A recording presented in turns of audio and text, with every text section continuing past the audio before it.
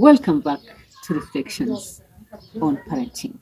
Here we share ideas on how to become better parents. You see, parenting is like planting a field. You have to water the seeds, you have to weed, you even have to add fertilizer to ensure you have a good harvest. We don't expect our children to just grow. We have to put in some effort. So, is it okay to have a favorite child? My answer is a no. And why is that? These two illustrations will serve to make it clear.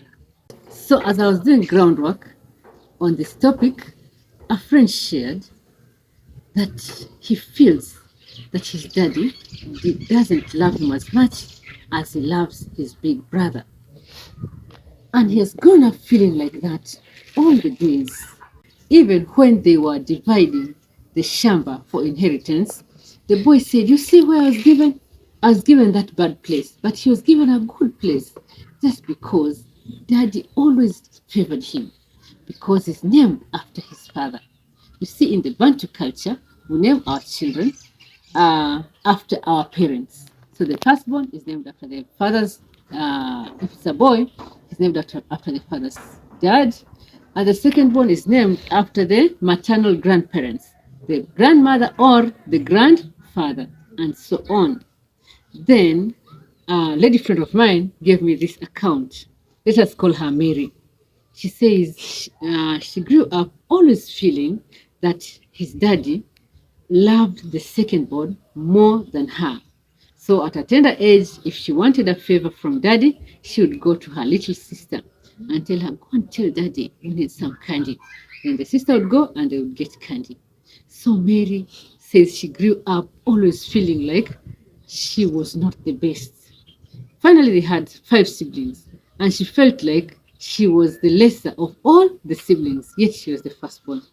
Ironically, when they were big girls in college, one of the other siblings declared, "Mary, I know that you are dad's favorite, but I'm okay with it." Mary was shocked. She thought she was the lesser. She thought she was the less liked. Kumbe, other siblings had different ideas. So can you see? These are the kids' perceptions. Not, they are not even sure whether the father or the mother preferred one of them, but the kids have already perceived there to be favoritism in the family and see how it has affected their lives. Research shows that many kids live with such a burden of feeling like one child is loved more than the other kids. Some children take it like Mary, they work very hard to please their parents, or they just work hard to survive within that space. Other children grow resentful. Other children act it out and become rebellious, outright rebellious. It so you can see the effects. Now it would be worse if a parent actually favored one child over the others, like openly bought them presents and did not buy the other kids presents. It would be worse. I think the case of Joseph in the Bible, the case of Jacob and Esau in the Bible go a long way to illustrate this point. So then what do we do if one of our children feels like, what do we do to mitigate or to ensure that none of our children grow up feeling like they are less favored? One, we have to endeavor to make our homes a Shangri-La, to make our homes a haven of safety, where every child feels heard, where every child feels that their needs are being provided for, both physical and emotional. We also need to ensure that there is open conversation going on in the house so that every child is free to say what is in their heart.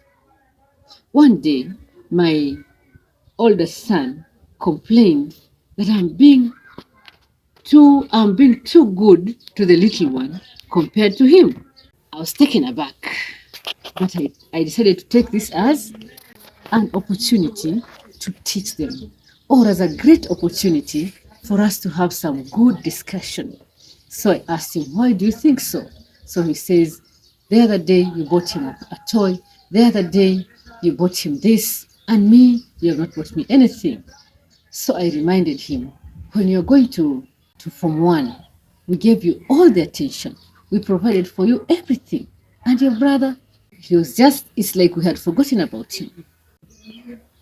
So I was taking this opportunity to remind them that they are not uniform, that they are individuals with different needs. Each one of them has got their own specific needs at different stages of life. So you cannot say, because I've given Tom 100 bob, I must give Sam 100 bob. Each one of them is provided for according to their needs and according to the stage of life they are in. Thank you. Please feel welcome to subscribe to the channel and feel welcome to give in your comments so that we can continue to grow together in this journey of parenting. Thank you.